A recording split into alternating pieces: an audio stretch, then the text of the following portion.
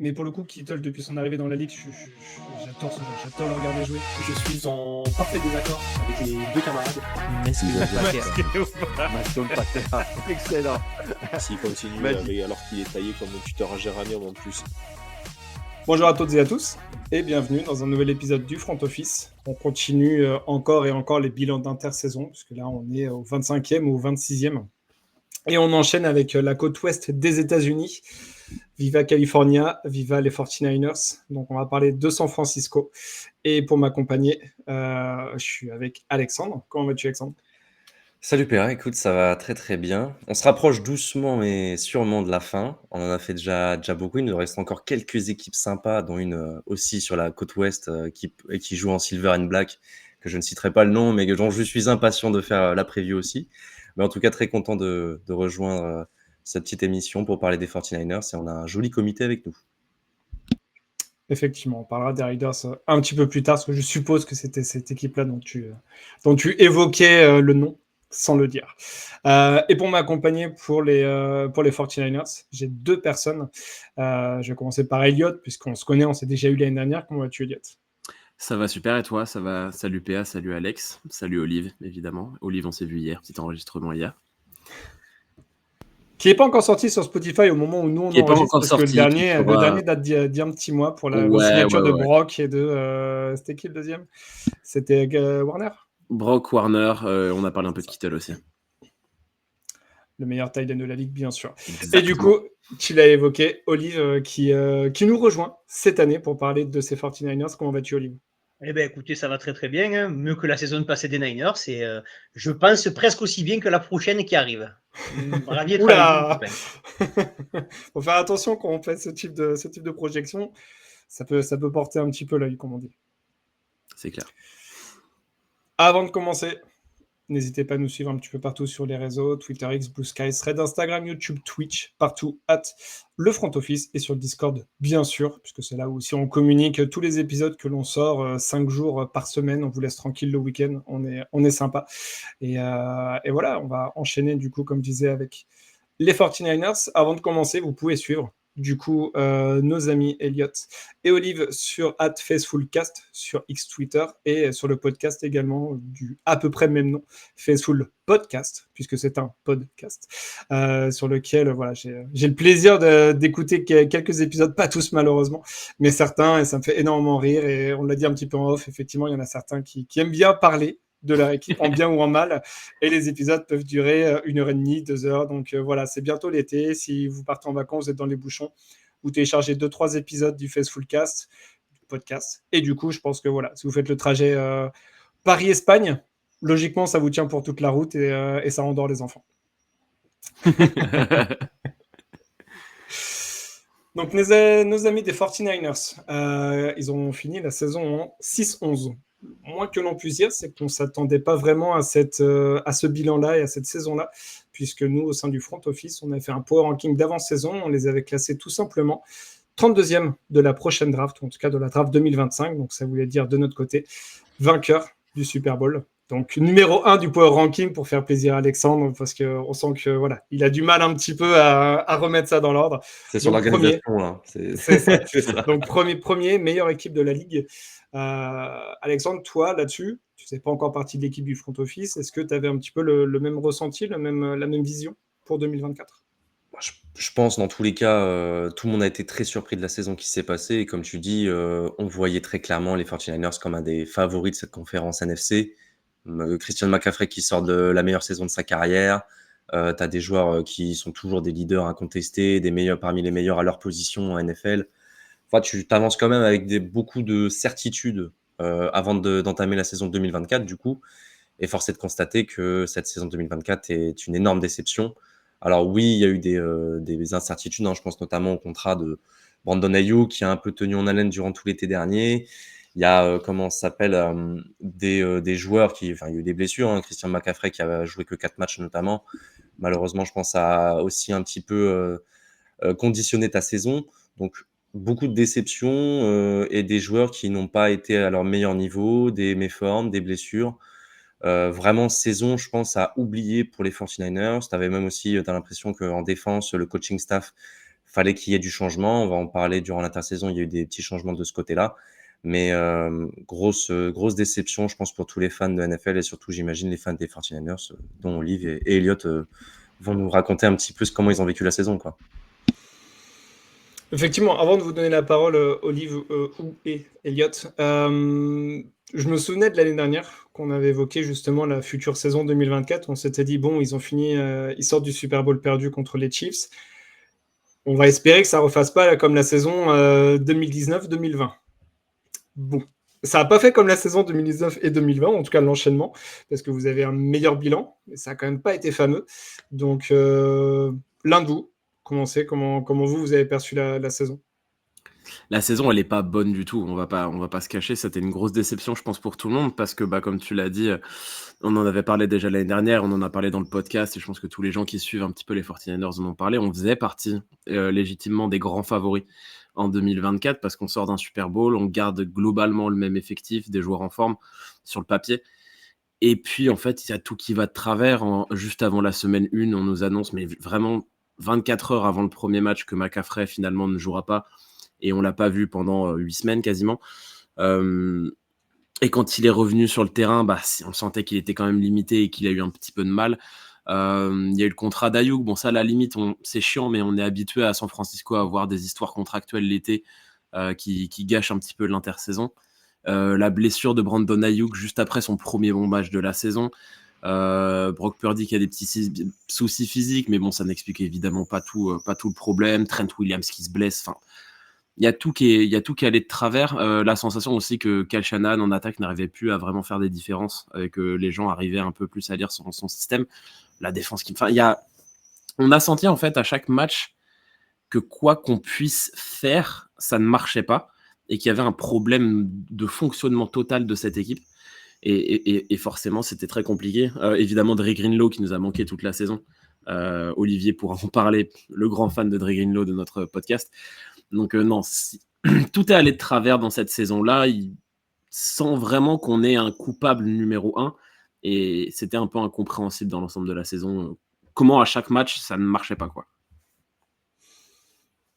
Toi, Olive, ton ressenti justement là-dessus? Le ressenti, c'est que de toute façon, on a la gueule de bois de Super Bowl perdu. Ça, c'est comme ça arrive à toutes les équipes et c'est un fait avéré. Sur ce, on rajoute la diva qui nous a bien. On peut être grossier sur votre podcast ou pas? On peut, bien sûr. Il nous a bien cassé les couilles tout l'été dernier pour faire 3 matchs, faire 4 yards et se péter le genou. Voilà, super, ce diva de merde. Ensuite, on a Trent Williams qui perd un bébé, Charles Rosevark qui perd sa fille. Non, c'est vrai, je veux dire, Ricky Pearsall qui se fait tirer dessus. Je veux dire, au bout d'un moment, n'en jetez plus, la coupe est pleine.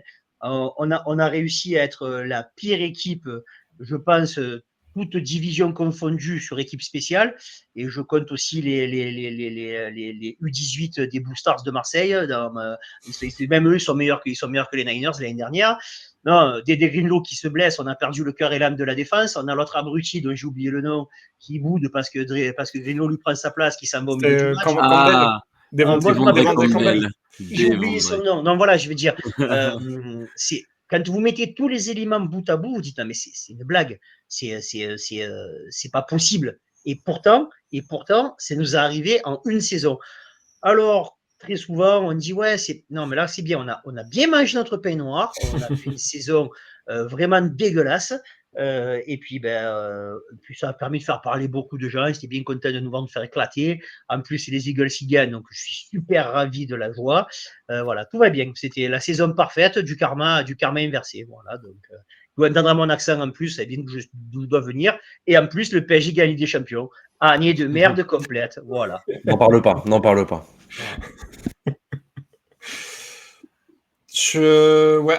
Je rejoins peut-être un petit peu moins. J'ai sûrement vu beaucoup moins de matchs des Niners que vous, bien sûr, mais sur l'aspect justement que Shanahan était un petit peu plus saisi pour les adversaires, moi j'avais le sentiment malgré tout que l'attaque arrivait à avancer, et dans les stats un petit peu, tu vois, les Niners ils finissent 4e de la ligue en nombre de yards par match, mais j'avais par contre l'impression que ça toussait en 3e tentative et que ça toussait en red zone.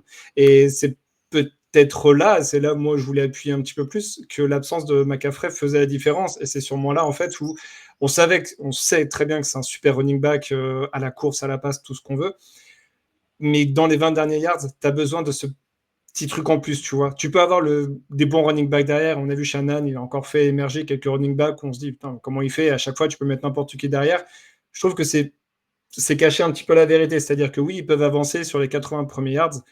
Derrière, sur les 20 derniers, je trouve que le talent de McCaffrey fait la différence par rapport à d'autres running backs de la ligue, des bons running backs, mais pas des mecs élites comme McCaffrey. Et je pense que c'est vraiment lui qui fait le petit truc supplémentaire dans cette attaque, qui malgré tout, je trouve, a quand même bien avancé. Tu vois, on se posait justement la question d'avant-saison 2024. Est-ce que Brock Purdy va continuer un petit peu sur la lancée de ce qu'il nous avait montré? Je trouve que moi, cette année, il a plutôt bien assuré par rapport à tous les problèmes qu'il a pu connaître sur sa O-line et sur le corps de receveur. Donc, il y a un côté rassurant malgré tout. Et comme je l'ai évoqué, je trouvais que l'équipe avançait, mais pêchait dans la finition. Je ne sais pas si vous avez un petit peu ce même ressenti, mais... Ouais, Oui, totalement. Vas-y, Lot. Non, vas-y. clairement, on l'a ressenti toute la saison. Ouais, les stats de 4e équipe qui fait le plus de yards, je l'avais vu passer aussi. Et en fait, c'était pas du tout l'impression qu'on le donnait sur le terrain. C'est-à-dire qu'on était capable d'avancer durant quasiment tout le terrain, mais par contre, on n'était pas foutu de marquer un touchdown, quoi. Ouais. On n'était pas foutu de marquer un touchdown. On avait un kicker qui en plus mettait pas ses coups de pied derrière, donc c'était absolument ignoble. Et à la fin, on marquait pas de points. L'attaque arrivait à avancer parce qu'il y avait moins d'absence sur l'attaque qu'il y en a eu sur la défense. Jalen Moore au remplacement de Trent Williams, ça fait plutôt le taf.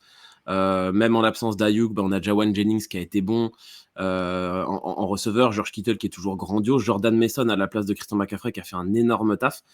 Donc on arrivait quand même à avancer, mais oui, par contre, à la fin, on marquait pas de points. Et le problème, c'est que t'as beau avancer autant que tu veux, si tu marques pas de points à la fin, ça sert à rien, quoi. Ouais, et puis en plus, défensivement, on était juste lamentable. Les techniques des équipes adverses, c'est pas compliqué. Premier down, je cours. Deuxième down, je cours. Troisième down, je cours. Voilà. Et ça passait. On savait qu'ils allaient faire ça. J'ai oublié le nom de notre coordinateur défensif parce que pour moi, il est à oublier. C'était Nick Sorensen. Ouais, Sorensen, c'est ça. Mais voilà, non, non, le problème, c'est surtout que défensivement, on a été lamentable. On a été lamentable tout au long de la saison. Et ça a fait que. Après, voilà. On se plaît, on dit lamentable. Bon, on fait quand même 6 victoires en étant nul. Voilà, ce qui prouve quand même qu'en ayant une équipe de Brick et de Brock Purdy, on arrive quand même à gagner 6 matchs, alors qu'à un moment, on se demandait, ils m'ont téléphoné, je sortais d'une opération du genou, presque c'est moi qui allais jouer receveur, quoi. Donc non, c'est pour ça. C'est ça aussi, on a du mal, nous, à San Francisco et les fans à doser parce que on a tellement mangé de caviar pendant quelques années que cette année, ça nous a vraiment fait mal à la tête. Mais dans l'absolu, c'est pas si pourri que ça et il y a quand même une base de travail super intéressante. Puis j'ai l'impression aussi que, les mauvaises drafts qu'il y a eu ces quelques dernières années et quelques ajouts qui ont été faits à la free agency, notamment des gros contrats, je pense à Javon Hargrave, qui sont avérés des choix pas du tout payants même. Donc je pense que tout cet enchaînement-là, c'est vous a un peu retombé dessus, tout sur une même saison. Et c'est ce qui a fait que derrière, quand tu vois que tu as un McCaffrey blessé, bon, Jordan Mason arrive à faire le boulot, mais quand tu as d'autres joueurs qui se sont blessés ou qui étaient un peu en méforme, derrière, tu n'avais pas autant une aussi bonne rotation que tu aurais pu l'avoir avec des bonnes drafts réalisées, etc. Et comme on l'a dit plusieurs années auparavant, mais c'est vrai que San Francisco, vous êtes porté par des gros joueurs de talent et sur des positions assez importantes. Mais voilà, sur les rotations, les dernières drafts n'ont pas été aussi bonnes que ce qu'on aurait pu espérer. Et malheureusement, ça vous a coûté, je pense, pour cette année. Donc, on verra si pour l'année prochaine, ça s'annonce mieux. On espère en tout cas qu'il y ait moins de blessures. Et ça, très clairement, ça vous a fait beaucoup de mal. Et un McCaffrey, c'est très dommage de ne pas le voir, vu la saison qu'il avait fait l'année dernière. Voilà, j'espère en tout cas que les blessures sont derrière vous et qu'on peut espérer en tout cas pour 2025 que ça s'annonce en tout cas un peu sous de meilleurs auspices, on va dire. Après, on paye aussi le fait qu'on avait vendu la caravane, la maison et le chien pour Trey Lance. Je crois qu'il joue même plus à NFL. Mais bon, voilà. Les Chargers. Les Chargers, ça. Ah, il est aux Chargers. Il fait quoi? Waterboy? Numéro 3, je crois. Ah, d'accord, Waterboy. Donc voilà, non, je veux dire, ça a été, c'est pour ça. Après, je nuancerai quand tu dis les drafts, c'est surtout on n'a pas eu de premier tour pendant 3 ans. Donc ça nous a posé problème. L'année suivante, on en a parlé, c'est l'émission qu'on a fait hier avec Elliot. On a fait une draft cataclysmique et à la fin, on récupère un dernier choix, Brock Purdy. Donc ça va, ça a rééquilibré un peu les moves. Mais tu prends un mec comme Malik Mustafa, l'année dernière, il est titu. Tu prends Dominique Puni, c'est l'un des meilleurs gardes à l'heure actuelle, alors qu'il est rookie. Donc, tu vois, au niveau de la draft, on ne s'est pas tant manqué que ça. Et tu prends Demodor Lenoir, qui est titulaire maintenant, alors que c'est un 5e tour. On a quand même cette capacité à San Francisco à récupérer des joueurs de grand talent. Jawan Jennings, c'est un 7, si je ne dis pas 6, C'est 7, ça. 7. Bon, j'ai appris. Ouais. Jawan Jennings, c'est un 7. Kittle, c'était loin. Warner, c'était loin. Dede Greenlaw, c'était loin. On a quand même, on a cette capacité aussi. Et on sait très bien, moi qui suis la NFL depuis très longtemps, que les drafts, c'est bien, ça hype tout le monde, mais bon, c'est des prépubères et quand ils arrivent à prendre un NFL, on voit la différence. C'est pour ça entre le monde des enfants et le monde des adultes. Mais tu le dis, hein, c'est le manque de premier tour aussi qui pénalise un petit peu vos drafts à ces moments-là. Et Évident. c'est vrai qu'en soi, heureusement que vous arrivez à drafter, à avoir des bons petits talents, des diamants bruts un petit peu sur les fins de draft, parce que derrière, vraiment, ça vous porte. Et comme un peu à la manière des Rams, hein, si on peut comparer, mais tu vois, les Rams, c'est pareil, ils arrivent à trouver toujours des petits joueurs en fin de draft qui, au final, s'avèrent être des super paris et des joueurs importants de l'effectif. Donc, ça, en soi, ça vous maintient vraiment en vie. Donc ça, je comprends totalement ce que tu dis, quoi. Et pour en revenir justement sur la saison 2024, est-ce que vous avez un match représentatif de la saison? Oh oui. Oh ouais, moi j'en ai un. C'était, je crois, en semaine 13 à Buffalo. Le match sous la neige chez les Le Bills. 35-10. Ouais, en dehors du score qui est absolument ignoble, c'est qu'on sort d'une défaite dégueulasse à Green Bay où Brock Purdy était absent et l'ami Brandon Allen a été désastreux sur le terrain. Purdy est de retour, McCaffrey est là, le début de match est bon, McCaffrey enfin gagne des yards, ce qu'on n'avait pas vu McCaffrey faire sur les 3 premiers matchs qu'il avait joué, et il se pète. Et il se pète dès le premier quart-temps. Et puis là, derrière, c'est la débandade. Brock Purdy, il fait pas beau. Du coup, le gros problème de Brock Purdy, et Olivier l'a assez évoqué dans le podcast, c'est que dès qu'on est sur un temps moyen, il a quand même des mains d'enfant. Donc le ballon glisse et il fait fumble sur fumble. Il se fait intercepter. La défense n'est pas capable d'arrêter qui que ce soit. Et on se fait détruire par une équipe largement meilleure que nous. Ça, il n'y avait pas trop de doute. Et c'était en plus un peu le match du dernier espoir pour nous, c'est-à-dire que si on perdait ce match-là, les playoffs c'était mort, alors qu'on avait encore un mini espoir un peu impossible, mais on y croyait encore. Et non, là clairement, ce match-là, il a détruit la fin de saison et le reste, tous les derniers matchs derrière, même si on gagne le match suivant contre Chicago, toute la fin de la saison, c'était de la roue libre, quoi. Et j'ajouterais à ça que du coup, dans ce match-là, vous faites 0 sac. Alors, vous n'avez pas été la seule équipe à faire 0 sac contre la O-line des Bills, mais pour une équipe qui était normalement défensivement assez armée sur ce domaine-là, ça fait un petit peu tâche, effectivement. Sur la saison, l'histoire des sacs, en fait, c'est-à-dire que le pauvre Nick Bossa, il était tout seul, quoi. Parce que Javon Hargrave, qui était normalement un pourvoyeur de sacs, il était nul et après il était blessé. Leonard Floyd est un bon joueur, mais c'est pas non plus un foudre de guerre. À l'intérieur, on a joué avec Malik Collins, qui est un defensive tackle contre la course, et Evan Anderson, qui est un rookie non drafté. C'était quand même compliqué, et du coup, Bossa, il se faisait double teamer toute la saison et impossible de conclure derrière, quoi. Toi, Olive, tu avais le même match ou tu avais un match différent? Non. Moi, c'est le match qui je pense qu'Eliott va s'en rappeler. C'est le premier match de la saison contre les Cardinals quand on les joue et qu'on mène largement à la mi-temps et que tu te rappelles, Eliott, on se fait un petit débrief à la mi-temps, on est super content et tout, et que notre kicker se blesse et qu'en deuxième mi-temps, on a fait l'exploit de mettre 0 points et de perdre sur le score de 24-23 contre les Cardinals. C'est là que je me suis dit, la saison, elle va être longue sa mère, parce que si on n'arrive pas à battre cette équipe de pied-paquet, je ne sais pas ce qu'on va faire dans la saison. Et surtout qu'à la mi-temps, il y avait, je crois, 23-7, un truc comme ça. Et on n'a pas vu le jour en deuxième mi-temps. Je dis avec Elliot, ouais, c'est bon, on est sur la bonne piste, la bonne pente, on va repartir et tout. Et on s'est disloqué. Et ça, on l'a fait à peu près à tous les matchs de la saison. Ça, c'est le premier d'une longue série parce qu'on a le match contre Seattle où Geno Smith il remonte le terrain, tout le monde le regarde, on avait l'impression que c'était Moïse et la mer Rouge, tout le monde s'éloignait de lui. Fait bon, bref, et nombre de matchs ridicules qu'on perd de 1, 2 ou 3 points l'année dernière. Le premier de la série, c'est ce match contre les... qui m'a vraiment marqué, c'est ce match contre les Cardinals, au match aller. Et depuis après, c'était la débandade. Non, mais en plus, tu parles de la blessure de Moody, mais en plus, derrière, la semaine suivante, on récupère un autre kicker avec Matthew Wright, qui est très bon et qui se blesse également sur l'équipe spéciale parce que la première ligne n'est pas foutue de faire des arrêts. C'était le début de la débandade sur le poste. Je suis sur le play-by-play du Cardinals Niners. Votre deuxième mi-temps, c'est au Panthéon, on s'est accroché au Louvre. Hein. C'est interception, turnover and downs, fumble, interception, fin du match. Voilà. On n'a même pas punté pour l'honneur. Ouais. C'est n'importe quoi.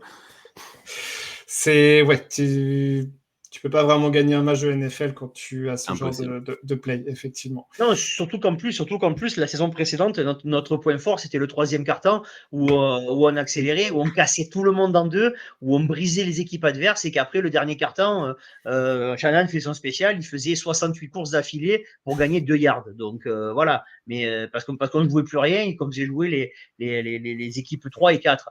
Et là, cette année, les deuxièmes mi-temps, ça a été un calvaire sur calvaire sur calvaire. Et puis il y avait rien, voilà, pour moi, ça représente vraiment une saison.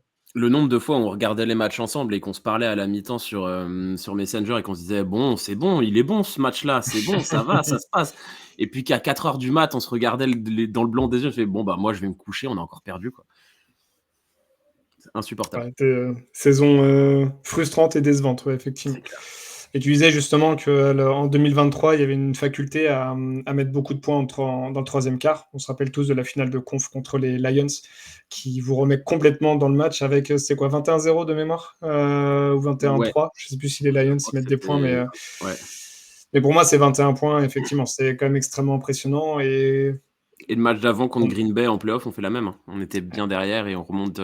Retour des vestiaires, c'était létal, les Niners en 2023, retour des vestiaires. Donc, effectivement, déception 2024, pour pas dire plus. Malgré ça, vous avez attaqué la free agency avec quelques besoins, on pourra en parler, et un cap space de 34 millions. En signature les plus chères réalisées, vous êtes parti sur Luke Farrell, le tight end, Mac Jones, le quarterback, DeMarcus Robinson, le receveur, et Jason Pinnock, le free safety. Avant d'aborder justement cette free agency, les joueurs signés et les joueurs partis, est-ce que pour vous aviez un ou plusieurs besoins vraiment prioritaires pour renforcer l'équipe? Il y en a pour moi quelques-uns. Moi, la priorité, il y en avait 2. C'était l'opposé de Nick Bosa, au poste de defensive end. Okay. Enfin, en fait, la ligne défensive en général, parce que je ne vais pas oublier les defensive tackles, et le poste de centre, parce que Jake Brendel n'est pas bon, tout bonnement. Et ça n'a pas tant été adressé que ça, pas la free agency en tout cas. Donc, on a fait avec les moyens du bord, on va dire. Je pense qu'on a plus à dire sur les joueurs partis que sur les joueurs signés. Ouais, et puis il faut voir le plan dans son ensemble, parce qu'on en a parlé nous dans notre podcast. Si tu prends la free agency sèche, tu vas dire c'est une catastrophe. Mais quand tu vois comment tu as re-signé le meilleur linebacker de la NFL, le meilleur tight end de la NFL, et que tu t'es sécurisé, qu'il n'y a pas de drama cet été, et que tu payes ton quarterback, les tarifs actuels, je ne vais pas revenir là-dessus, pour moi, on est parti sur de la... je ne sais pas si vous avez vu passer l'info, les salaires il y a 10 ans, les salaires maintenant. Je ne sais pas si vous avez vu l'image avec Rodgers, qui est le quarterback le mieux payé à $16 millions la saison. Dak Prescott est à 60 millions 10 ans plus tard. Donc voilà, je veux dire, voilà, on ne va pas repartir là-dessus, mais donc on avait aussi ce besoin-là, on ne pouvait pas faire des folies à la free agency, parce qu'on avait quoi qu'il arrive, le quarterback à re-signer. En plus de l'avoir re-signé lui, on a re-signé et Warner et Kittle, donc pour moi on est tranquille. Et pour la free agency, on avait les besoins, c'est ceux qu'avait indiqué Elliott, on en avait parlé, et voilà. Ok. Avant d'aborder les joueurs, justement, les joueurs signés, il y a quand même eu un élément un petit peu important pendant la free agency, c'est le retour de Robert Saleh, le defensive coordinateur. On l'avait évoqué l'année dernière, justement, du changement, encore une fois, du defensive coordinateur durant l'intersaison 2024. Là, votre ressenti, plutôt content du retour de l'enfant prodigue? Forcément, parce que Steve Wilks, ça a été un échec.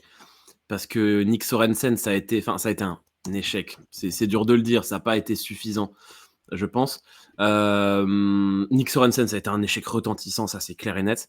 Et du coup, tu as ce besoin de retrouver quelqu'un d'autre à la place et tu récupères ce qui se fait quasiment de mieux sur le marché. C'est-à-dire que tu as un mec qui a été head coach pendant 3 ou 4 ans, qui a été un bon head coach avec peu finalement des moyens ignobles et plein d'histoires à New York, mais qui a fait un taf honorable sans être extraordinaire et qui revient à la maison, qui connaît tout le monde, qui revient avec Shanahan, qui a ses joueurs, qui a fait venir certains de ses joueurs de New York. Tu parlais de Jason Pinnock notamment, qui était un mec qui a été drafté par les Jets, même s'il a plus brillé chez les Giants. Donc, qui ramène son coordinateur d'équipe spéciale aussi. Non, c'est que du positif de l'arrivée de Robert Saleh et j'ai très hâte de voir ce que ça va donner. Et puis avant de te donner la main, Olive, faut rappeler effectivement Robert Saleh chez les Jets. Défensivement, l'équipe a quand même extrêmement bien tourné. C'est peut-être plus sur l'offense qu'on pouvait un petit peu avoir des doutes, mais défensivement, et il avait aussi des très très bons joueurs sur chaque ligne, bien sûr. Mais on a surtout vu la différence entre le moment où il était head coach et le moment où il a été viré par les Jets. La défense a commencé à être beaucoup plus en difficulté. De là à dire que c'est qu'une simple coïncidence, moi je ne ferai pas ce pas-là personnellement. Oui, Olive, toi, effectivement, toi, Olive. On récupère un gars qui a créé Warner, qui a créé Greenlaw, qui a fait de cette défense une défense qui terrorisait la NFL, qui sur le bord du terrain est un gars comme nous on apprécie. Je vais utiliser le terme d'Eliott. Il est vocal et on a besoin de gars comme ça à San Francisco. On peut pas avoir les gars. Voilà, moi en tant la Nancy Wilkes, j'étais moins comment dirais-je, moins en colère qu'Eliott et que Kevin, qui le trouvaient un peu trop mou sur le bord de touche. La défense, elle était efficace. L'année dernière, Sorensen a prouvé que c'était une pipe en tant que coordinateur défensif.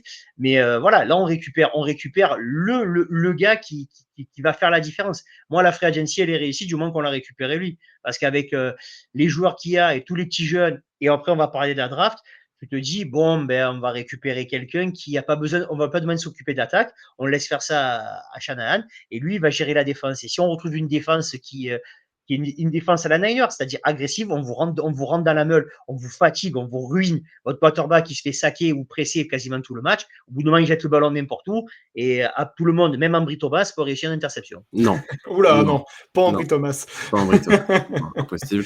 Il va lever les bras après que le ballon soit passé, on le sait. Déjà fait, on a les highlights. C'est le soleil de San Francisco, il est assez bas, donc du coup, il ne voyait pas.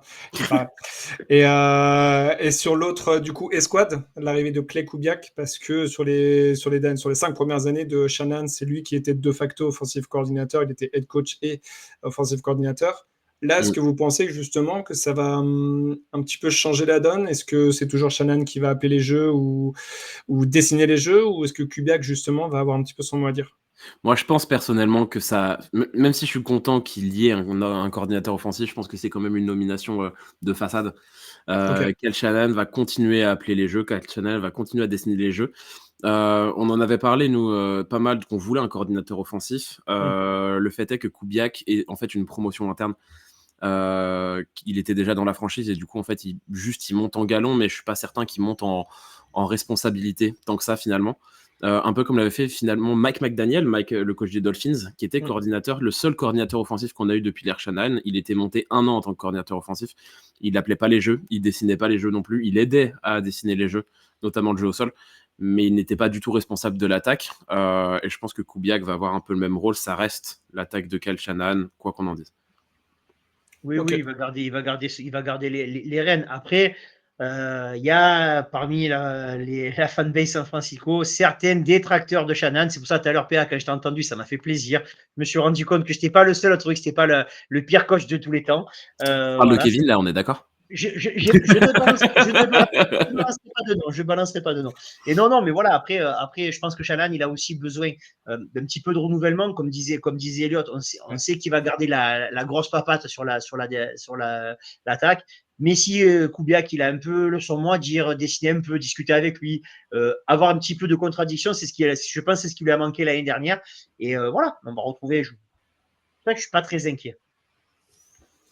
Bah, tant mieux. Après, c'est bien aussi les renouvellements, effectivement, d'avoir que des yes men dans un coaching staff. C'est pas forcément ce qui fait que l'équipe est performante sur le terrain. La même chose, du coup, également du côté des joueurs. Pour revenir justement sur le terrain en lui-même et la free agency, est-ce que vous avez un move que vous avez apprécié? Alors, parmi les 4 noms que j'ai évoqués, donc Farrell, peut-être pas Mac Jones, Robinson et Pinnock, ou alors un autre joueur, voire un départ? En fait, on a surtout le gros de notre free agency, ça reste des départs. On a perdu beaucoup Ouais. de joueurs. On a perdu Greenlaw, on a perdu Charvarius Ward, on a perdu Aaron Banks, très cher aux Packers.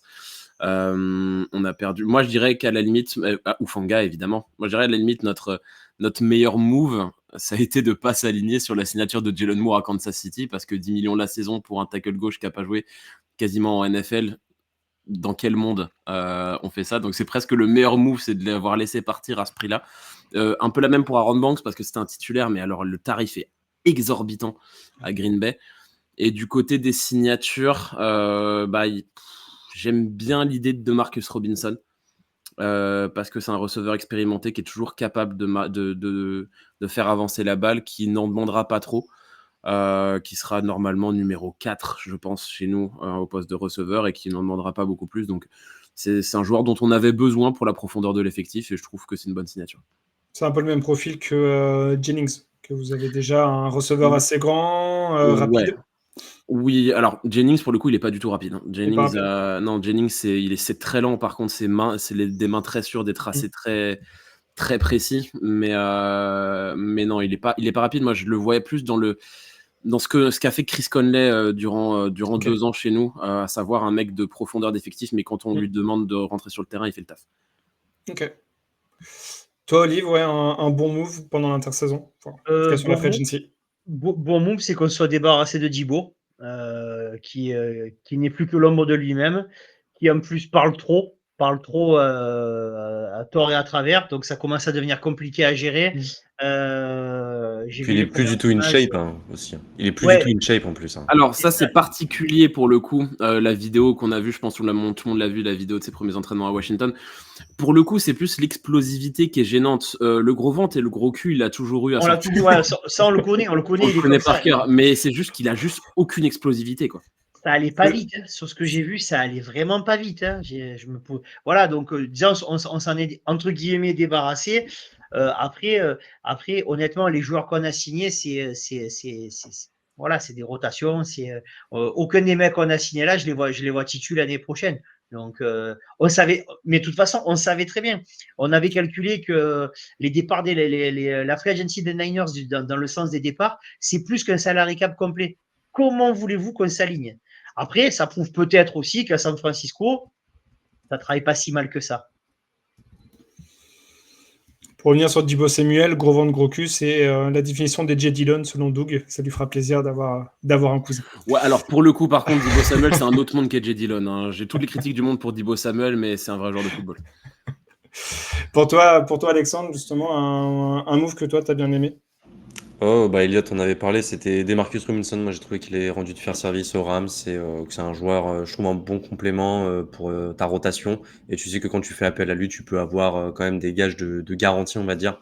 Et c'est toujours une bonne chose, sachant que tu as toujours les incertitudes avec Ayuk à l'avenir. Donc, on ne sait pas de quoi l'avenir est fait dans les squads de 49ers, mais c'est toujours bon d'avoir un petit receveur qui sait au moins jouer au football et être performant quand on fait appel à lui, même s'il n'est pas titulaire. Mais sinon, j'avais bien aimé la prise de risque sur Bryce Huff aussi. Je me dis que à la limite, ça peut être sympa, sachant qu'on sait qu'il y a. T'en as parlé tout à l'heure en préambule, Elliott. Je crois que c'était que tu disais que Bossa était très souvent tout seul, tout le temps double team. Alors, on a vu qu'il y a eu des problèmes un peu contractuels et j'ai l'impression qu'il s'est jamais fait dans l'ambiance des Eagles, Bryce Huff. Mais quand il était aux Jets, c'était quand même un très bon joueur de foot, un excellent numéro 2, voire un numéro 1 bis au moment où tu avais encore le début de l'émergence de Jermaine Johnson et Will McDonald à ce moment-là. Donc, Bryce Huff, je pense qu'il en a encore sous le capot, donc ça peut être intéressant, et surtout avec un Robert Saleh qui le connaît bien. Je pense que ça peut cliquer un petit peu de ce point de vue-là du ballon. Après, voilà, tu parles, je suis d'accord avec toi, Alexandre, tu parles de la free agency, lui est arrivé après, parce que tu m'aurais demandé que je vois titulaire l'année prochaine. Moi, Bryce Huff, pour moi, il est titulaire à l'opposé de Boza. Et si tu fais, quand on l'a signé, il fait sa meilleure saison je crois que c'est sous les ordres Ah, de Dans- Robert Salé. Dans Ah, certains d'accord. Robert Salé. Dans certains Robert, ouais. Moi, pleure personnellement, un c'est peu. vrai. Hein. Moi, personnellement, je signe de suite. Hein. Puis tu le signes Donc, pas pour très cher aussi, c'est surtout ça, tu vois. et Ça peut être un c'est bon rapport l'avantage. qualité-prix. Et l'avantage, c'est souvent ça qui me fait juger un joueur. Tu payes un joueur, tu le payes entre 10 et 20 patates par saison, il a intérêt à assurer. Un mec comme Jennings, même s'il était moyen ou moyen plus ou exceptionnel, vu le prix qu'on le payait, pour nous, c'était du pain béni. À la différence, Hargrave nous a rendu cher parce qu'à 20 patates la saison, ce qu'il a fait l'année dernière, c'était juste scandaleux. Donc c'est pour ça. Là, on a assaini, on va dire, les finances. On s'est mis bien pour quelques années. Et voilà. Je trouve que les moves ont été intelligents dans le continuum. Pas juste la free agency, mais tout ce qui s'est passé depuis la fin de saison. Ouais, c'est pas flashy du tout, mais c'est c'est une construction d'équipe en fait. On peut pas tous les ans signer le gros nom de la free agency parce que c'est juste pas possible, ça n'existe pas. Et du coup, là, c'était l'année où on devait perdre du monde. Ouais. Je pense on en avait tous parlé. Il y a vraiment une paire qui nous fait tous beaucoup de mal, c'est celle de Dre Greenlow. Les autres étaient. Dre Greenlow, on aurait espéré le signer, mais c'est vrai qu'à ce prix-là, ça reste quand même cher. Les autres, c'était même pas envisageable vu les tarifs de signer. Même, on adore tous Hufanga, mais signer Hufanga à plus de 15 millions la saison pour un safety qui se blesse tout le temps, c'était pas possible quant à l'émergence de Malik Mustafa. Charvarius Ward ne voulait pas rester pour l'histoire personnelle, et on peut évidemment le comprendre. Il y a un ensemble de facteurs qui fait que non, tous ces mecs-là ne pouvaient pas rester. C'est triste, mais maintenant on passe à la suite. Pour rappel, au niveau de la dead money, vous êtes à 92 millions de dead money avec tous les cuts, les trades, etc. Deebo Samuel avec le trade, vous avez 34 millions de dead money sur 2025. Donc c'est, comme vous l'avez évoqué, en fait, c'est aussi assainir les comptes, parce que l'année prochaine, vous serez que à 20 millions, ce qui est déjà énorme pour le commun des mortels, mais bon, que à 20 millions. Effectivement, il y avait ce besoin-là de renouvellement, on sentait un petit peu ça. Moi, sur le point positif, j'ai beaucoup aimé, et vous l'avez évoqué, Jason Pinnock, parce que titulaire très solide chez les Giants. Je le voyais, moi, re-signer chez Giants, ils ont préféré partir sur Javon Holland.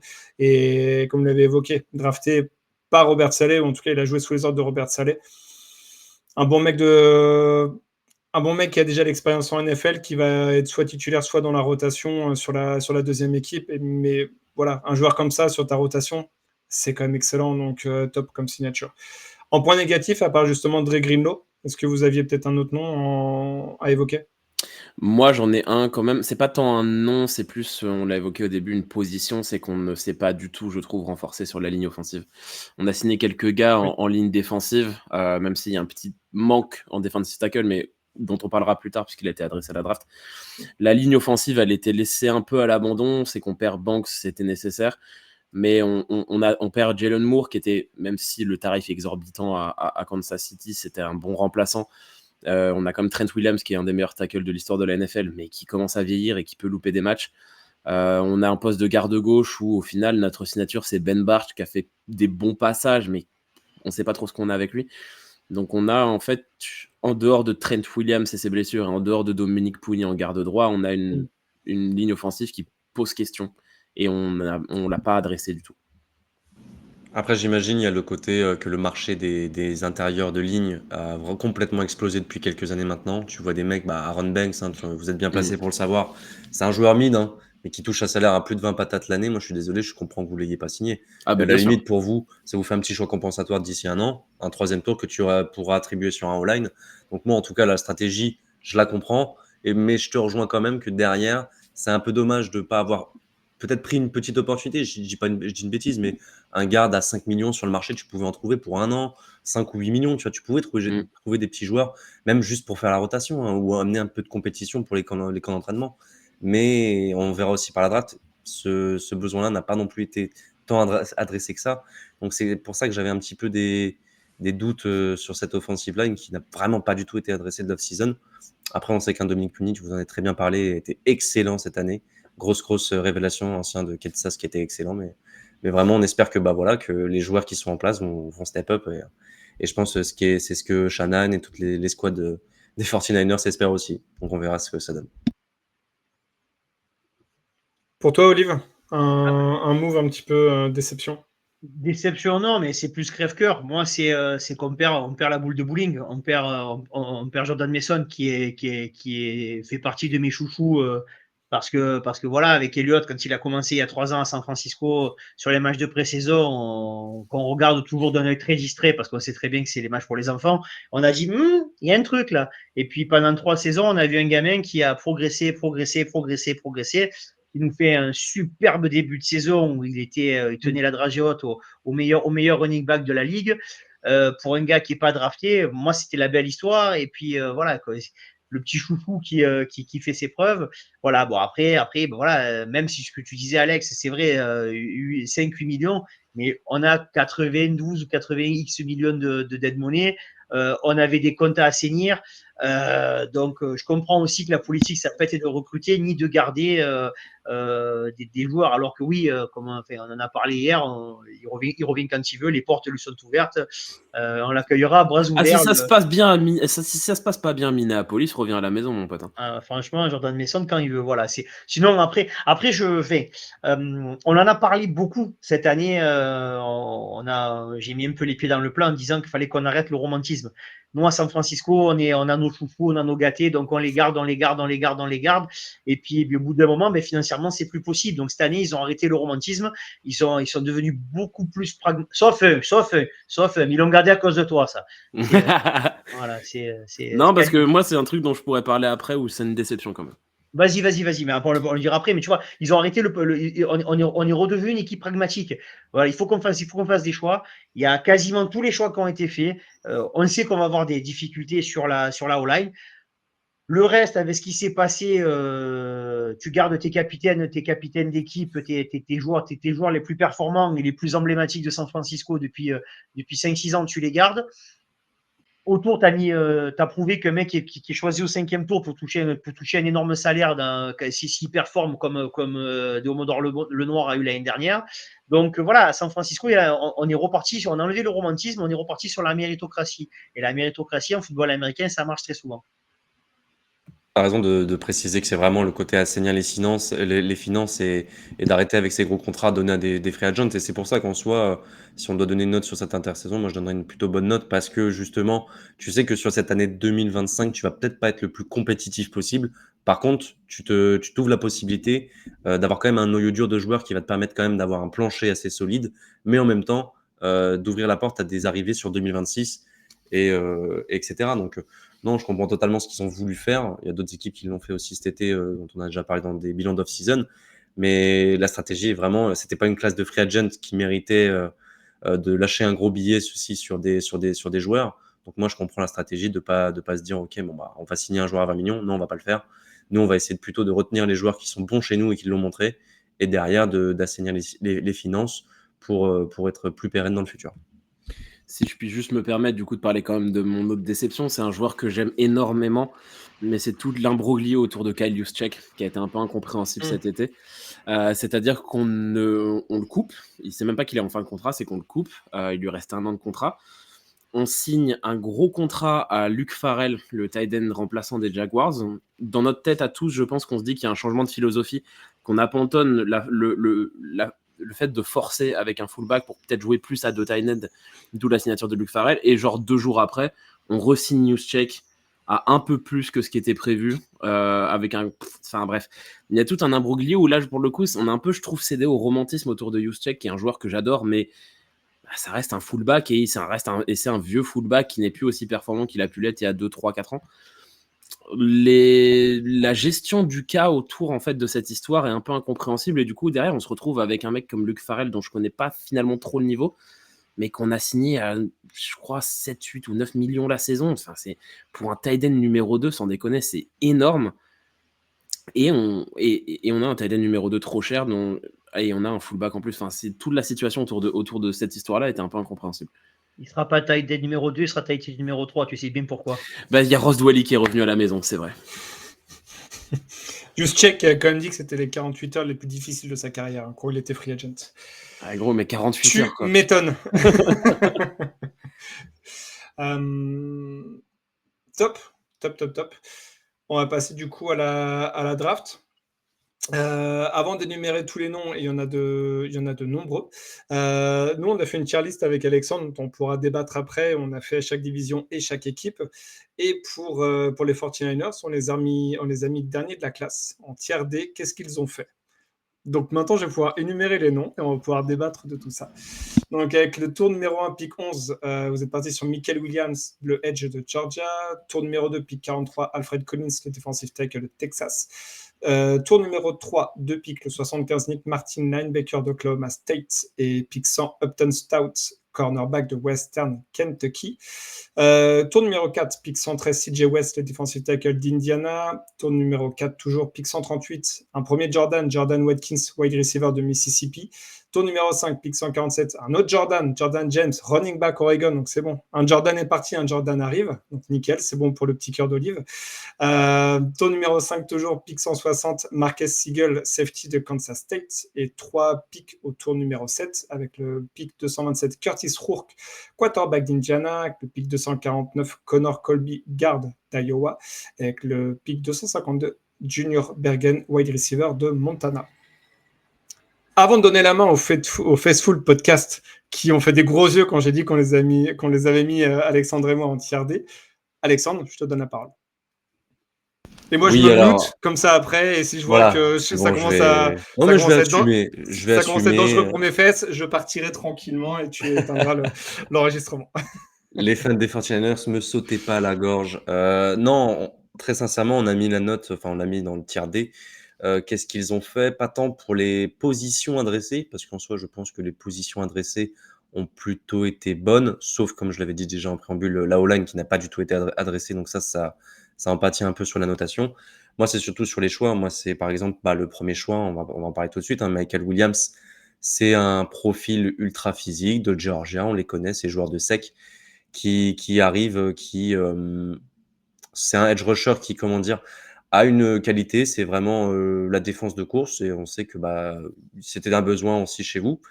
Mais je pense que c'est un joueur pris en 11e position, c'est beaucoup trop haut pour un joueur qui est vraiment bon pour défendre que la course.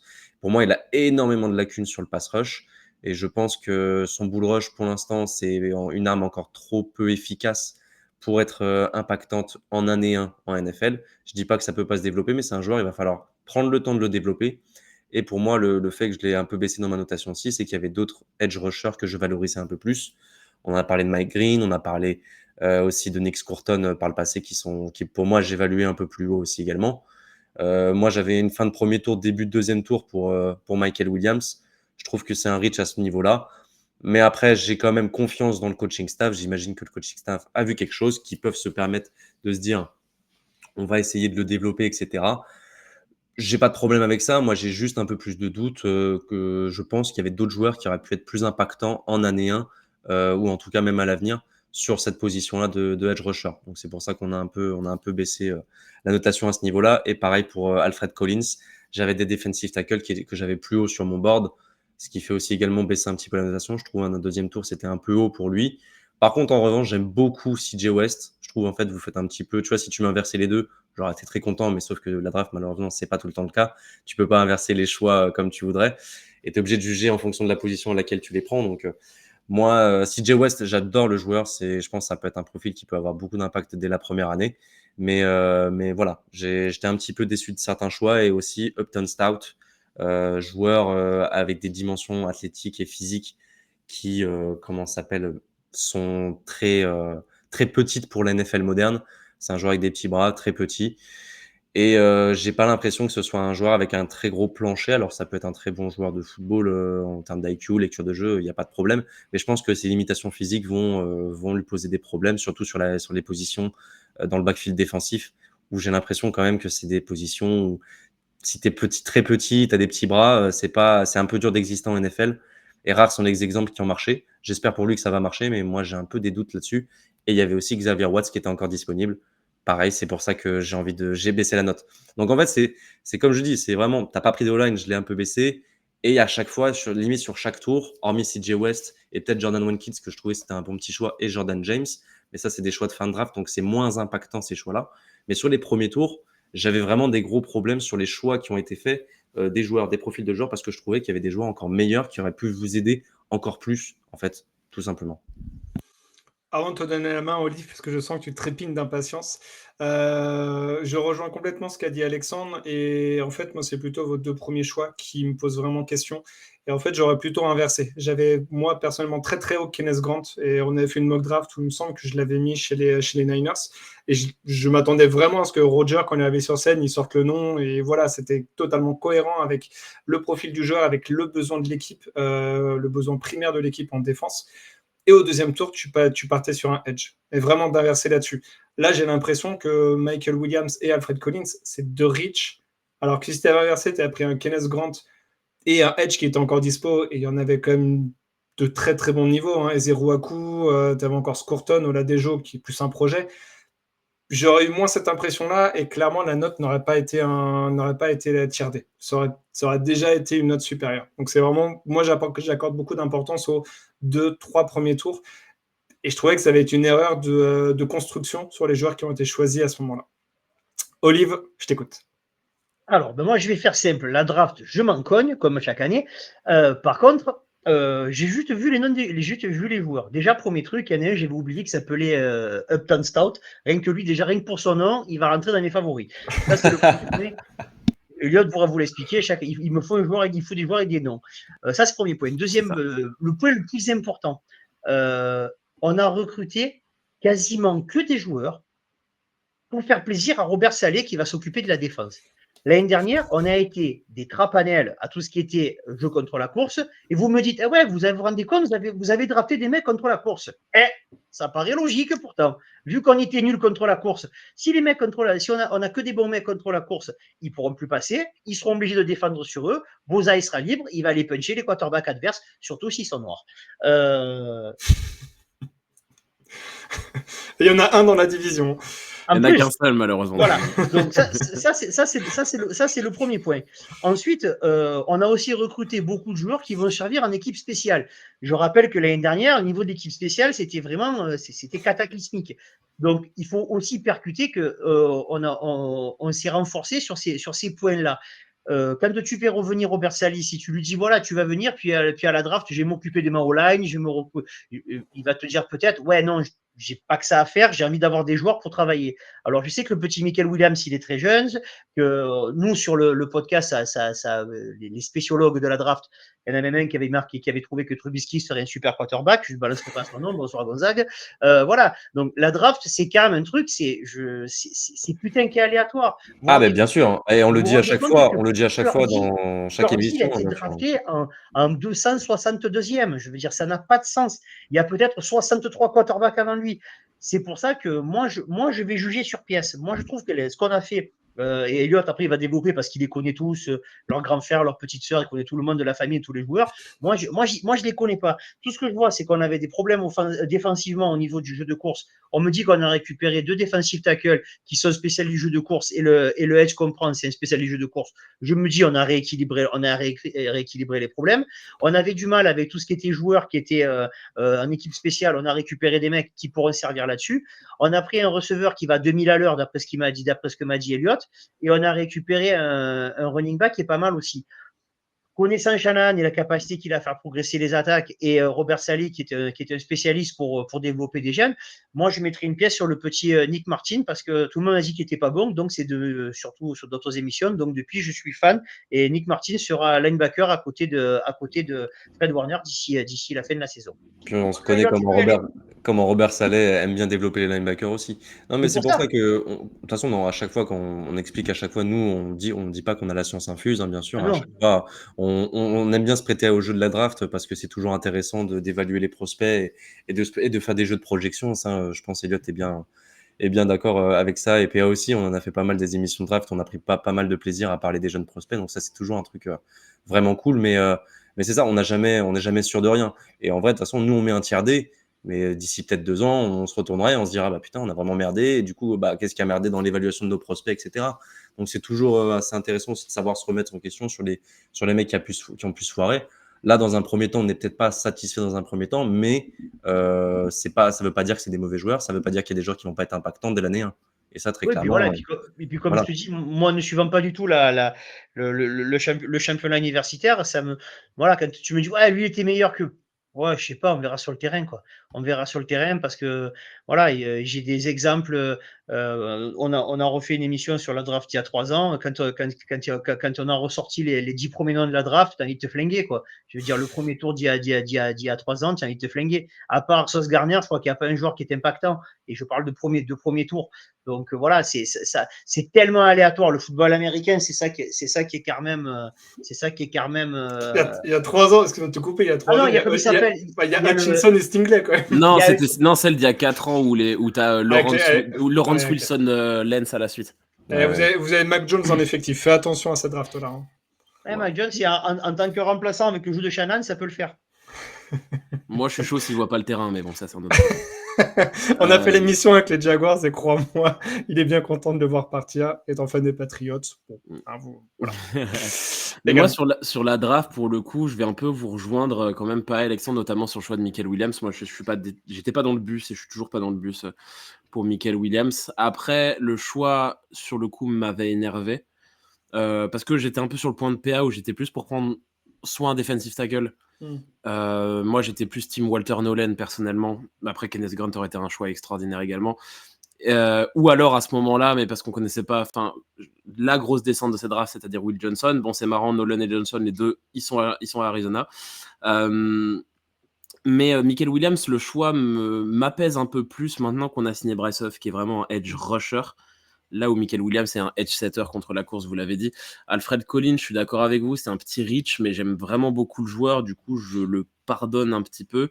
CJ West, je suis très fan. Upton Stat, moi j'aime beaucoup, parce que oui, c'est un joueur avec des dimensions très faibles, mais c'est un petit peu la construction de nos defensive backs finalement depuis quelques saisons. Deomodore Lenoir est un abo, Reynaldo Green n'est pas bien grand.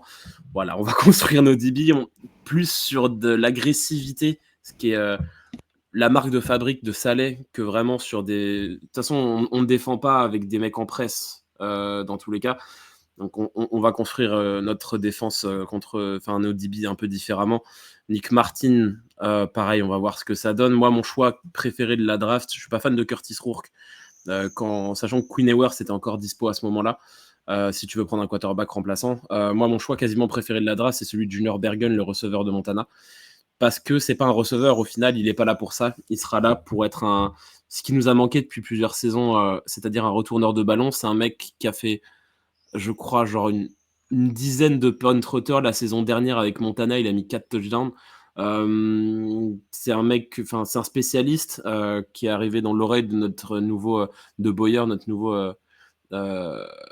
nouveau coordinateur d'équipe spéciale, parce que le fils de Boyer est kicker à Montana. Il joue avec Bergen. Et non, lui, c'est un joueur que je vais suivre avec attention. Jordan James, j'aime beaucoup.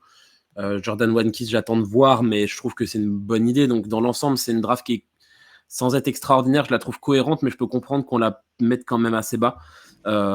J'ai plus en tête toutes les drafts de toutes les équipes de notre division. Je sais que je mets celle des Cardinals plus haut parce qu'ils ont signé beaucoup de joueurs que j'aime beaucoup. Rams et Seahawks, j'ai plus tout en tête, mais je peux comprendre qu'on la mette assez basse parce qu'elle ne fait pas rêver, mais je la trouve cohérente par contre. Ah oui, ça c'est sûr. Ça c'est sûr. Bah, de toute façon, en fait, c'est juste le dommage de ne pas avoir pris de O-line, mais comme tu dis, stopper le jeu de course, Olive, on a parlé tout à l'heure, c'était une des priorités et ça a été fait. Après, c'est sur le potentiel aussi des joueurs, parce que c'est bien beau d'avoir un joueur qui remplit un besoin, mais le but c'est aussi d'avoir des joueurs complets qui peuvent être des vrais solides titulaires NFL. Et là, tu vas demander à un mec qui soit bon que sur une phase du jeu. Voilà, l'idéal ce serait vraiment de prendre des mecs qui sont complets, et ces mecs-là ont le potentiel pour l'être. Hein. Alfred Collins, c'est un monstre physique. S'il est bien développé, ça peut être un defensive tackle. Tout le monde se retourne dans 3 ans et dit comment on a pu passer à côté de ce mec-là, tu vois. Mais il y a du travail, il y a du boulot. Michael Williams, c'est pareil. Mais en tout cas, comme on disait PA durant nos évaluations, je m'en souviens, on avait dit Robert Saleh est là. Et Olive en a parlé, c'est des joueurs qui ont été pris pour faire plaisir au coaching staff et surtout à ton nouveau defensive coordinateur qui connaît bien la maison, qui sait comment développer les joueurs, qui a eu l'occasion aussi de montrer qu'il était capable de développer des bonnes défenses. Donc honnêtement, nous on met un tiers D, mais moi personnellement, je sais que j'ai un peu plus confiance avec Saleh aux commandes sur cette défense. Donc justement, je vais être très intrigué de voir un petit peu comment ça se passe, parce que justement aussi, on en a parlé à la Free Agency, il n'y a pas eu de gros ajouts sur les defensive tackles, donc tes rookies, ils vont jouer très vite, Michael Williams va jouer très vite. Donc en fait, peut-être d'ici, si cette année, même s'il y a des problèmes de méforme, ou les joueurs sont un peu moins bons au début, tu sais que de toute façon, c'est une année de transition. On va en parler après sur les projections un petit peu. Mais pour 2026, ce sera des joueurs qui auront au moins une année d'expérience et qui, je pense, connaîtront encore mieux le schéma et qui vont aider sur le développement. Donc, moi, sur ça, en vrai, je comprends la cohérence, elle est là. On en a parlé, c'est juste sur le choix des joueurs, on n'est pas d'accord et c'est pour ça qu'on l'a pénalisé. Mais de toute façon, l'avenir nous dira si on avait, si on avait tort ou pas. Mais en tout cas, ça va être intriguant et ça va être vraiment intéressant de voir ce que vous allez faire de ce point de vue-là, en tout cas avec les rookies que vous avez draftés. Pour finir sur l'intersaison, est-ce que pour vous, tous les besoins ont été considérés, tous les needs ont été considérés, ou il y a encore des petits trous, un petit kicker au 5e tour, peut-être que ça manque un petit peu dans la draft?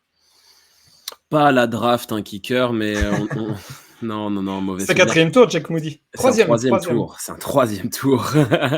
Non, on a signé Greg Joseph en free agent qui va faire la compétition avec lui. De toute façon, on a changé quasiment, à part Moody finalement, mais on a juste ajouté la compétition, mais on a changé quasiment tout notre triplette Oui. d'équipe spéciale, puisqu'on a laissé partir Tabor Pepper, on a signé John Weeks qui a 40 piges, qui vient de Houston. On a laissé partir Mitch Wisnowski, on a signé Thomas Morstedt qui a 40 piges. On a mis de l'expérience là pour le coup. Bah non. Enfin, ce qui nous manque, mais on va le répéter, c'est que on aurait dû adresser un peu plus la O-line sans l'adresser forcément trop tôt, puisque tu avais d'autres besoins, et du coup, de te dire que tu prends pas forcément un titulaire, mais au moins de la profondeur, quoi. Ok. Olive, du même avis là-dessus? Ouais, après c'est compliqué de tout faire. Tu peux pas Oui. à la fois assainir les finances, rebooster ta défense, prendre des joueurs en online, demander à Mahomes de venir, récupérer Aidan Hutchinson. Enfin, c'est devient compliqué quand même. Donc après, il faut savoir raison garder. Et donc c'est pour ça que voilà, le côté pragmatique. Voilà. On a remis une défense en place. On va voir, ce que tu disais, Alexandre, ce que ça va donner. C'est intriguant, mais c'est intriguant. Et moi, j'attends avec impatience cette saison parce que ça va être. Voilà, il y a ce côté renouveau. On va voir un petit peu des gars. Et puis, il y a le chouchou d'Eliott qui va faire sa 2e saison en defensive tackle. Bah oui, non, mais oui, j'osais pas en parler quand on parlait de CJ West et d'Alfred Collins, mais moi j'ai un petit chouchou qu'on a récupéré en undrafted free agent de la saison dernière qui s'appelle Evan Anderson, qui a fait quelques snaps et qui a pris beaucoup plus d'importance en fin de saison, et vraiment j'ai de gros espoirs sur ce joueur, et pour moi il peut craquer la rotation à 3 avec Alfred Collins et CJ West, parce que c'est derrière, sinon c'est Jordan Phillips, et Jordan Phillips il est nul. Jordan Elliott, pardon. Jordan Elliott il est naze, donc pour moi il peut craquer la rotation, et Evan Anderson, j'ai vraiment de gros espoirs sur lui. Ok. Après, Olive, tu disais Mahomes peut pas venir. Effectivement, rien que sur les training camps avec Bossa en face de lui, ça peut être dangereux pour la saison. Donc, effectivement, vaut mieux qu'il reste. Oui, si c'est pour lâcher nos premiers tours sur les 74 prochaines années et que le mec il lui pète la jambe face au Joe Theismann dès le premier camp, chiant quoi. Avec la casquette rouge et avec 4 lettres dessus, bien sûr. Elle était blanche. Quand il a fait son interview, la casquette était blanche, mais les 4 lettres étaient là. C'est les couleurs de San Francisco, c'est respecté. Joker. N'hésitez pas sur Spotify, et c'est uniquement que sur Spotify, pas sur les autres plateformes d'écoute. On a mis un sondage pour justement que vous puissiez voter sur l'intersaison des 49ers. Donc ça comprend effectivement la free agency et la draft. Il y a 6 critères. Je crois que ça va de parfait à pitoyable. Et il y en a 4 autres au milieu. Donc n'hésitez pas à vous faire plaisir. Si vous êtes un petit peu comme Alex et moi, un petit peu pitoyable, ou alors un petit peu plus haut comme Olivier Elliott. On va passer à 2025, la saison de 2025.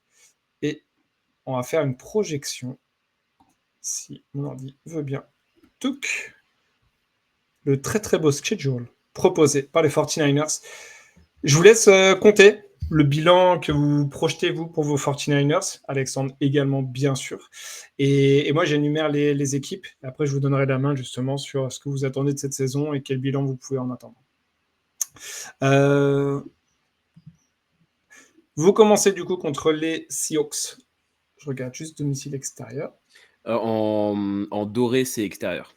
Quand il y a le petit truc doré au-dessus du septembre 7, C'est Ah ouais, extérieur. si, oui, j'ai pas vu le. Oui, si, autant pour moi. Donc à l'extérieur, vous commencez par 2 matchs à l'extérieur, Seattle et New Orleans.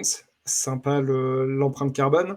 Ensuite, à domicile, les Cardinals et les Jaguars. À l'extérieur, contre les Rams et les Buccaneers. Là aussi, beaucoup de trajets. À domicile contre les Falcons, ensuite double déplacement encore contre les Texans et contre les Giants. À domicile contre les Rams, déplacement contre les Cards. À domicile contre les Panthers. Déplacement chez les Browns. Enfin, la bye week en semaine 14, très très tardive cette saison. Sûrement la dernière semaine de bye week d'ailleurs. Ouais. Ensuite, à domicile, sur les 3 derniers matchs, vous avez 3 matchs à domicile, les Titans, les Bears et les Seahawks. Et vous avez les Colts qui s'incorporent à l'extérieur entre justement les Titans et les Bears. Beaucoup, et je l'ai dit avec un petit ton de rigolade, beaucoup de trajets à l'opposé du pays à l'extérieur, je trouve. Les 2 premières semaines où tu es à Seattle, puis en Nouvelle-Orléans, la semaine 5 et 6, où tu es en Californie, puis en Floride, qui est l'extrême opposé sur la carte américaine. Ouais, ils n'ont pas été très tendres, je trouve. Bah, c'est le jeu quand tu es dans une équipe sur une des côtes. En vrai, San Francisco, tu as l'habitude, comme je pense que les mecs de New York ont l'habitude de faire ces gros déplacements, parce que même quand tu regardes ça, entre semaine 9 et semaine 10, on est à New York et après on rentre à la maison, tu vois. Mais c'est une habitude que tu prends en vrai quand tu joues dans une équipe comme San Francisco. Tu as une semaine entière, j'ai pas fait trop gaffe aux histoires de Thursday Night Game ou quoi que ce soit. Mais je sais pas, ça m'inquiète pas. Moi, ce qui m'inquiète vraiment, c'est la bye week en week 14, qui est très tardive. Oui. Après, on a eu de la chance sur ces 2 dernières saisons, avoir une bye week vraiment en plein milieu de la saison. L'année dernière, c'était le cas. Ça nous a très bien réussi, comme on le sait. Donc, la week 14, je trouve ça tard. Après, faudra voir avec quel bilan on arrive à cette bye week et si les 4 derniers matchs, ça sera de l'exhibition ou si on sera vraiment en mode préparation playoff, quoi. Toi, Olive, le calendrier, là, comme ça, brut pour point, t'en penses quoi? Vous croisez avec, du coup, la NFC Sud et si je check... L'AFC Sud, je crois. Ouais, l'AFC Sud, parce qu'il y a Colts Jaguars, donc l'AFC Sud, ouais.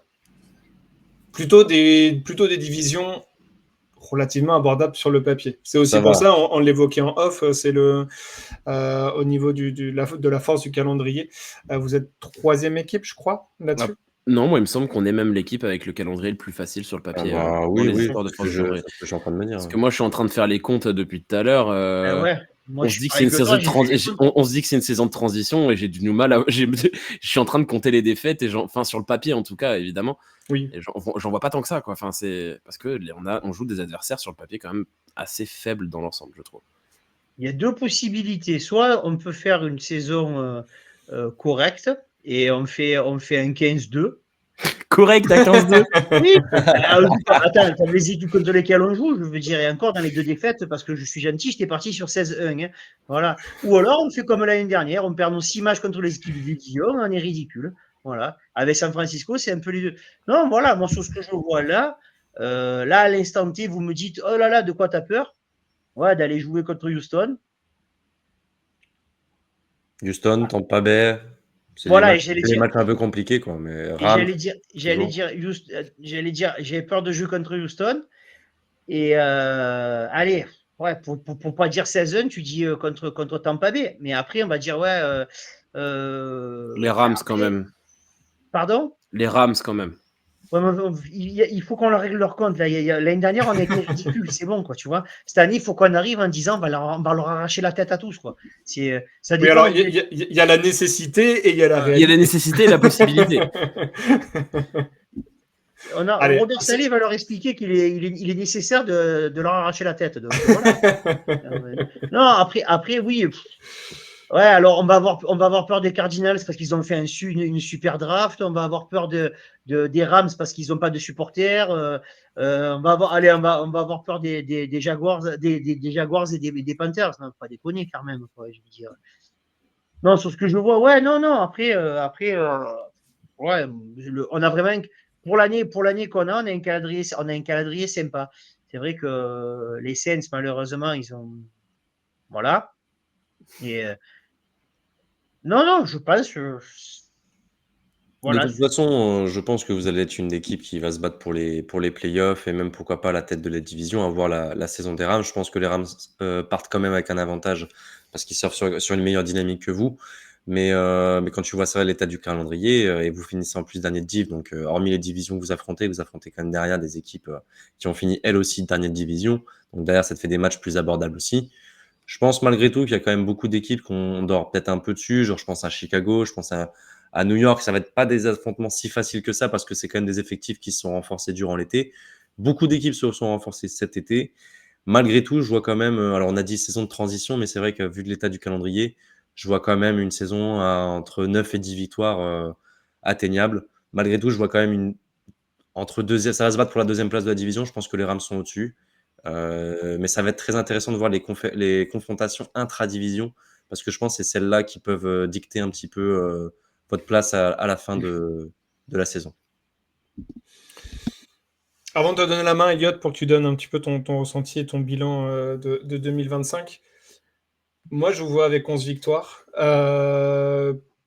parce que je pense pas que le bilan de 2024 était vraiment représentatif du niveau de l'équipe. Quand bien même il y a eu des départs, on l'a pas mal évoqué, mais Deebo Samuel notamment, qui était un joueur phare dans l'équipe, qui certes arrivait sur la fin, mais voilà, qui était malgré tout un joueur important dans l'effectif. Il y a eu des départs quand même extrêmement importants. Mais le bilan n'était pas représentatif. Et quand tu regardes un petit peu les matchs qu'il y a eu l'année dernière, il y a eu, et on l'a également évoqué, il y a eu quand même beaucoup de matchs qui se sont joués à moins d'une position d'écart. Et on sait qu'en une saison, la pièce peut tomber du bon ou du mauvais côté. Alors oui, il y a eu des tôles et en même temps, c'était sur la deuxième partie du calendrier, là où l'équipe avait quand même pas mal lâché, on va pas se mentir. Et le calendrier, en tout cas, ce qui est proposé cette saison, et là, Olive est un peu excessif dans son propos, mais en même temps, il y a quand même une certaine part de vérité. Quand tu regardes le calendrier, hormis les matchs de division, tu te dis que logiquement, vous devez tous les taper, en fait. Je ne vois pas une équipe. Alors oui, il y a les Bucks qui vont être très emmerdants, clairement. Houston. J'ai un petit peu moins confiance. Parce que je trouve que la O-line n'a pas été suffisamment considérée et par rapport à ce qu'ils ont montré l'année dernière. C'est moi mon avis perso. Mais tu peux dire la même avec les 49ers aussi, tu vois. Eux, ils ont un gros pass rush en plus. Hein. Oui, mais du coup, malgré tout, tu vois, il y a eu quelques pertes en free agency, mais vu ce qu'ils ont montré en 2023, je pars plutôt sur ce biais-là plutôt que ce qu'on a vu en 2024. C'est plutôt là-dessus et j'ai plus confiance pour les 49ers de remonter la pente que les Texans, ce qu'ils ont pu proposer l'année dernière. Les Bucks, ça va se tirer, je pense, dans le même chapeau avec les 49ers. Donc, c'est la même chose. Ça va être un match 50-50 ou 51-49 selon le pourcentage que tu vas mettre. Et le reste, comme on l'a évoqué, ça va être les matchs de division qui vont être ultra, ultra importants parce que moi, à l'inverse, je suis plutôt assez haut sur les Rams et également sur les Seahawks cette année. Et les Cardinals, j'ai l'impression que ça peut être un peu un poil à gratter également. Toujours la même chose selon la sortie du prochain Call of Duty, évidemment. Donc à partir de novembre, ça sera un petit peu plus simple. Donc je pense que le match du 16 novembre, ça sera easy. Celui du 21 septembre, ils ont encore un petit peu la tête à l'endroit, donc possibilité d'avoir un match un petit peu tendu. Toi, Elliot, là-dessus, ouais, plutôt confiant. Alors, au-delà du calendrier, mais plutôt confiant. Moi, justement, par le calendrier, c'est-à-dire que si tu nous mettais un calendrier où on tombait sur l'AFC West, c'était vraiment pas la même histoire. Là, on se retrouve face à des adversaires beaucoup plus abordables. Donc moi, j'ai fait un petit compte dans ma tête. Je nous vois entre 10 et 13 victoires. Quoi. C'est-à-dire que pour les matchs qu'on pourrait perdre, on peut perdre chez les Texans, même si je suis d'accord avec toi, PA.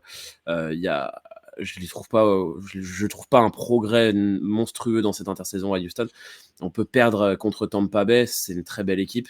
En division, il y a les Rams et les Seahawks. Moi, je suis toujours dans l'histoire où on va perdre un match contre les Seahawks. C'est mon arlésienne tous les ans. Je balance une défaite contre les Seahawks et j'énerve mes potes. Mais on est capable de perdre un match contre Seattle. Après, ouais, tu parlais de Chicago. Moi, j'aime bien la construction. Après, l'avantage, on les joue au domicile. Mais les Panthers peuvent nous battre selon le développement de Bryce Young. Mais je ne mets pas les Panthers comme une équipe basse, personnellement.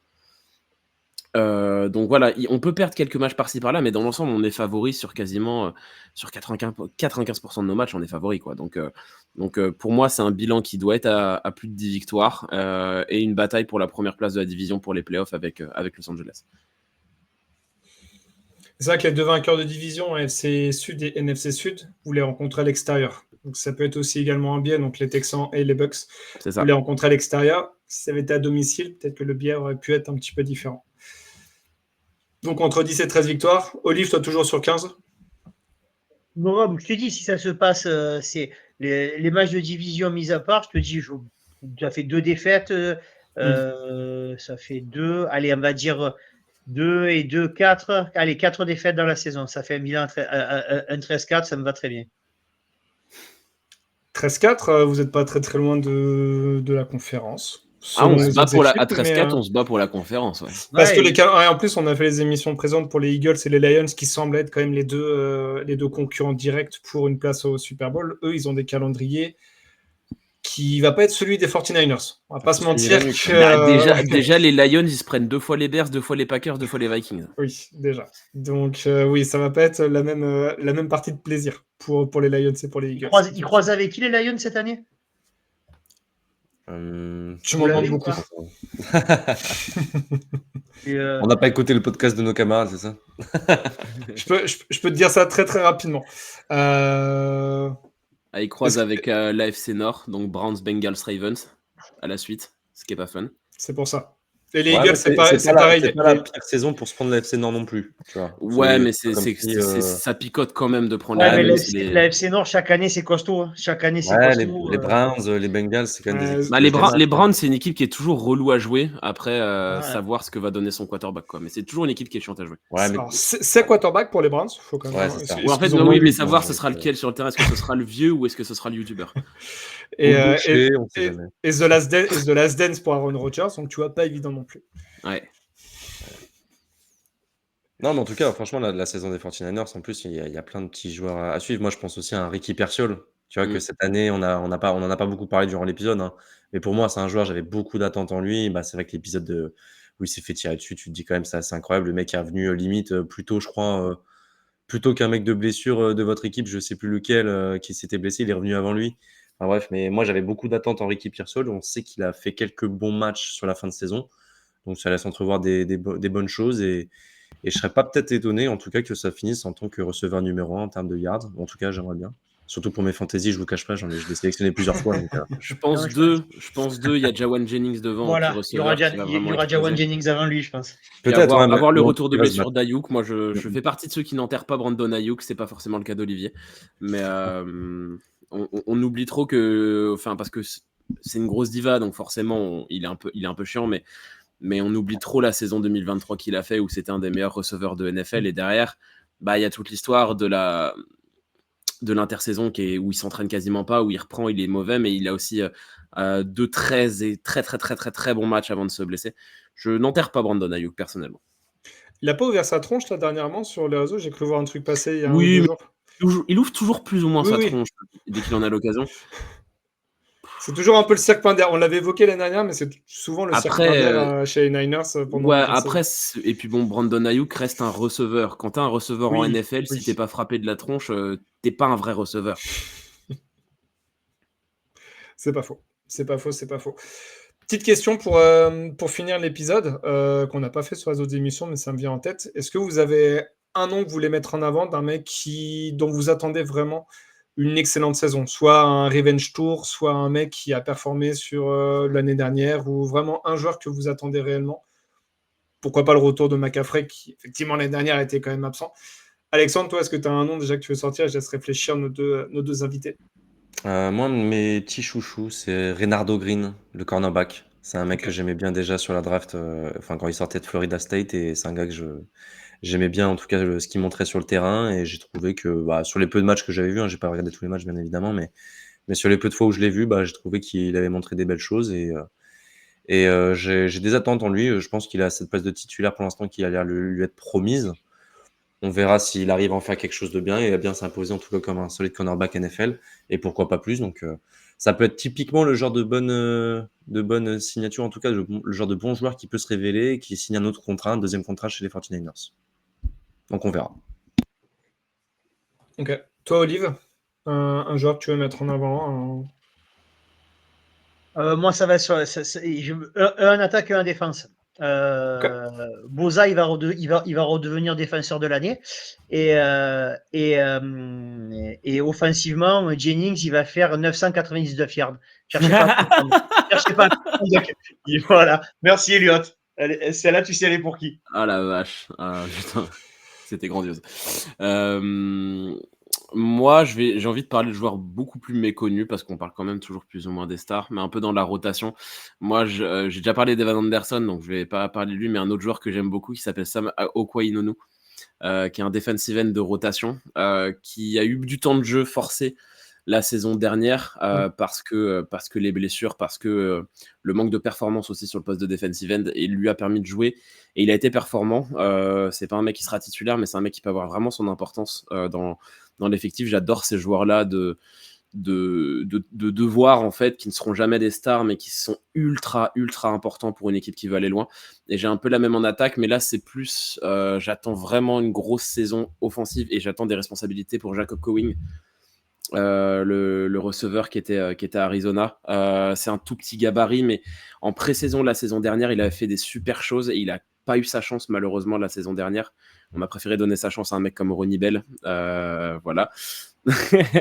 J'ai arrêté de défendre Ronnie Bell, c'est terminé. Et Jacob Cowing, je veux voir du temps de jeu et je pense qu'il en aura parce que Ayuk est encore blessé et qu'il n'est pas encore revenu. Donc je pense qu'il peut avoir sa chance avec DeMarcus Robinson pour faire le troisième spot, en tout cas sur le terrain derrière Pearsall et Jennings, avec aussi Jordan Watkins. Après, il peut jouer pas mal slot aussi, Cowing. Il peut jouer pas mal slot, mais en fait, il a plein d'options. Profil différent, du coup. Profil différent déjà avec ton slot actuel, quoi. Mais Cowing, en fait, c'est ça, il peut apporter plein de choses, soit en slot petit physique, rapide, etc., très explosif, et même sur l'extérieur, sur des big plays, parce qu'il reste un joueur extrêmement rapide. Donc, j'ai envie de voir du Jacob Cowing, et je pense qu'il peut tous nous surprendre. Ok. Brandon Ayuk qui s'était fait les croisés Non, je crois qu'il s'était fait le tendon d'Achille. Ah, c'était le tendon. C'est les croisés sur non, c'est les croisés, my bad. Sur la reprise d'appui, quand il retombe et que tu vois qu'il s'effondre, que tu as vite compris ce que c'était. Ouais, par contre, je sais plus si on en a parlé, mais Malik Mustafa s'est blessé toute la saison, lui, ou Non, il est prévu retour autour de semaine 6 à peu près. Ok, j'ai eu peur parce que j'ai un moment, j'ai cru voir quelqu'un qui disait fin de saison, etc. J'ai eu peur. Non, en fait, la première information sur sa blessure qui est sortie, quelqu'un citait fin de saison et Malik Mustafa, dans 3 minutes après, a répondu sur Twitter qui a dit genre n'importe quoi, je serai de retour dans la saison, tout va bien. Et après, les reports faisaient état d'un retour milieu de saison à peu près. Okay. On espère en tout cas qu'il va revenir en bonne forme comme l'année dernière. Ouais, c'est un joueur très excitant, Malik Mustafa.